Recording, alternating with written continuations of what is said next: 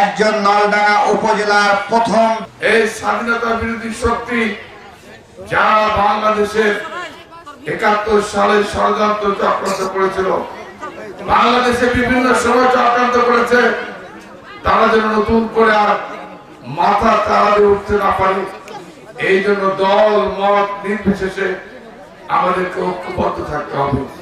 ঐক্যের কোনো বিকল্প নাই প্রিয় ভাই আমার।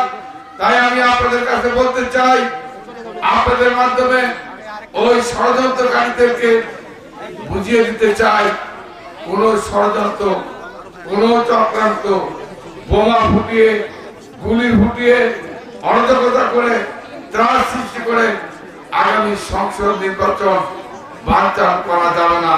বাংলাদেশের জনগণ, বাংলাদেশের মানুষ ঐক্যবদ্ধ হয়ে এই ষড়যন্ত্রকে মোকাবেলা করবে ইনশাআল্লাহ।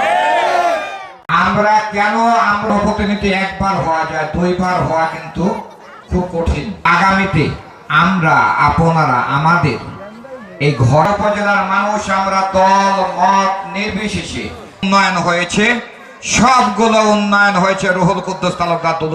আমি রাস্তা করতে না পারি, 15 কিলো রাস্তা আবার দেন। আগামীতে পেট্রোল ইউনিয়নকে পর্যটন নগরী শিল্প বছর পর এই ঘরের ছেলেকে পেয়েছি। আমরা আগামীতে নলডাঙ্গার 2 নং ওয়ার্ড মহিলা দল